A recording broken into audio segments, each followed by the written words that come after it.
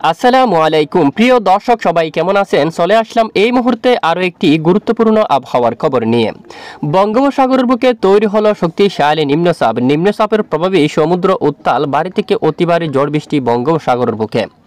আজ রাতে বাংলাদেশের পূর্ব অঞ্চলে ধেয়ে আসছে বিক্ষিপ্ত বজ্রসহ ঝড় বৃষ্টি। আগামীকাল শনিবার 31 আগস্ট আবারও দেশের কয়েকটি জেলার উপর বজ্রসহ বৃষ্টিপাতের সতর্কতা উঠে আসলো। তো কেমন থাকতে পারে আগামী 24 থেকে 48 ঘন্টার আবহাওয়া? বাংলাদেশের সকল জেলার কোন কোন জেলাগুলোর উপর ভারী থেকে অতি ভারী বৃষ্টিপাতের সম্ভাবনা রয়েছে সম্পূর্ণ বিস্তারিতভাবে আপনাদেরকে জানিয়ে দেওয়া হবে এই ভিডিওটির মাধ্যমে। তো ভিডিওটি শেষ পর্যন্ত দেখবেন, ভালো লাগলে লাইক করবেন আর সবার আগে গুরুত্বপূর্ণ আবহাওয়ার খবর পেতে চ্যানেলটি সাবস্ক্রাইব করে পাশের বেল বাটনে ক্লিক করে রাখবেন। আর ভিডিওটি কোন জেলা থেকে সরাসরি লাইভ দেখছেন কমেন্ট করে জানিয়ে দিন। সর্বপ্রথম আমরা চলে আসলাম বৃষ্টির মোড়ে। এখানে দেখুন আগামী 24 ঘন্টায় সিলেট, সাতক, জৈন্তাপুর, কানাইঘাট এবং জকিগঞ্জ, তারপর হাইলাকান্দি, লালা এদিকে মেঘ জমা হতে পারে, মেঘ তৈরি হতে পারে, সাথে বজ্রসহ বৃষ্টিপাত থাকতে পারে। এবং এখানে বরিশালে, ঢাকায়, গাজীপুর, নারায়ণগঞ্জ এখানে অনেক এলাকায় হালকা মাঝারি বৃষ্টিপাত দেখা গেছে। বিশেষ করে ঢাকা এখানে সিদিরগঞ্জ, তারপর মাতবদি এদিকে এখানে নরসিংদী, তারপর এখানে মানিকগঞ্জ এখানে অনেক এলাকায় বজ্রসহ বৃষ্টিপাত দেখা গেছে। বেলা বাড়ার সাথে সাথে আকাশ পরিষ্কার হয়, রাতে আকাশ কিছুটা পরিষ্কার, তবে পরবর্তী কিছুটা মেঘাচ্ছন্ন হওয়ার সম্ভাবনা, আপাতত বৃষ্টির তেমন সম্ভাবনা নেই।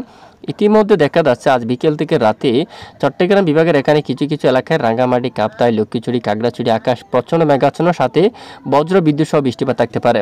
এবং রাতে সন্দ্বীপ থেকে শুরু করে রামগতি, নোয়াখালী, তজুমুদ্দিন এদিকে দেখুন এই সবটুকু এলাকায়, এবং রাঙ্গুলিয়া এদিকে সীতাকুণ্ড সহ ফটিকছড়ি আকাশ প্রচণ্ড মেঘাচ্ছন্ন থাকতে পারে, তবে সবটুকু এলাকায় বৃষ্টিপাতের তেমন সম্ভাবনা নেই।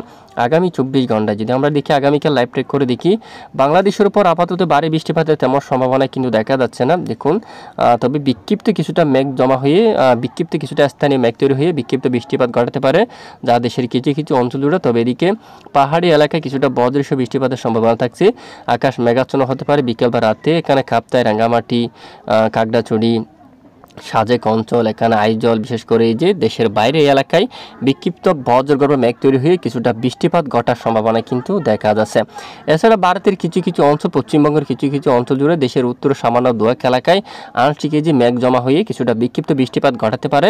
বাংলাদেশের উপর তুলনামূলক বৃষ্টির মাত্রা খুবই কম থাকছে। এবং এরপরে যদি দেখি 48 ঘন্টায় বা রবিবার 1 তারিখের আপডেটটা যদি আমরা একটু দেখি, উত্তরে কুড়িগ্রাম অথবা এখানে রংপুর বিভাগের কিছু কিছু এলাকায় বজ্রসহ বৃষ্টিপাত থাকার সম্ভাবনা। শিলং, গুয়াহাটি, শিলিগুড়ি এখানে কিছুটা বজ্রসহ বৃষ্টিপাত থাকার সম্ভাবনা কিন্তু দেখা যাচ্ছে। বাকি এলাকায় বৃষ্টিপাতের তেমন সম্ভাবনা নেই। তো এ হচ্ছে মূলত আগামী কয়েকদিনের আবহাওয়া। এরপরে যদি আমরা একটু দেখি 2 তারিখের লাইভ ট্রেক করে যদি দেখি, আবহাওয়ার গ্লোবাল ফোরকাস্ট মডেল রিপোর্ট অনুযায়ী দেশের উপর বৃষ্টির মাত্রা অনেকটাই কম, তবে অস্বস্তিকর গুমট ব্যবসা গরম থাকবে বেশ কিছু অঞ্চল জুড়ে। এখানে চট্টগ্রাম থেকে শুরু করে কক্সবাজার, রাঙ্গামাটি, ফেনী, মিরসরাই সহ ভোলা, বরগুনা, এখানে বরিশাল, ঝালকাঠি, পটুয়াখালী, মাদারীপুর, ঢাকা, কুমিল্লা, ফেনী, মিরসরাই এদিকে দেখুন টাঙ্গাইল সহ সবটুকু এলাকায় ব্যাপক গুমট ব্যবসা গরম থাকবে। ইতিমধ্যে শুক্রবার 30 আগস্ট বেশিরভাগ এলাকায় অস্বস্তিকর গুমট ব্যবসা গরম কিন্তু রয়েছে, যা আগামী 31 আগস্ট শনিবার নাগাদও বেশ কিছু এলাকায় অস্বস্তিকর গুমট ব্যবসা গরম থাকার সম্ভাবনা কিন্তু দেখা যাচ্ছে। তো এই হচ্ছে মূলত আবহাওয়ার রিপোর্ট। আর এদিকে দেখুন বঙ্গোপসাগরে তৈরি হওয়া নিম্নচাপটি এটি ধীরে ধীরে সরাসরি ভারতের উপর প্রবেশ করতে পারে। বিজয়ওয়াদা সহ বিশাখাপট্টনম এবং গটকে যেই মাঝামাঝি অঞ্চলে প্রবেশ করে ভারতের উপর ভারী থেকে অতি ভারী বৃষ্টিপাত ঘটাতে পারে। তবে বাংলাদেশের উপর এই নিম্নচাপের প্রভাবে কোনো ধরনের বৃষ্টিপাত থাকার সম্ভাবনা নেই। সমুদ্রে কিছুটা উত্তাল থাকতে পারে, ঘন্টায় 40 বা 45 কিলোমিটার বেগে দমকা বাতাস বইতে পারে এখানে উপকূলীয় কিছু কিছু অঞ্চল জুড়ে। তো এ হচ্ছে আজকের আবহাওয়ার গুরুত্বপূর্ণ রিপোর্ট। এতক্ষণ আমাদের সঙ্গে থাকার জন্য অসংখ্য ধন্যবাদ।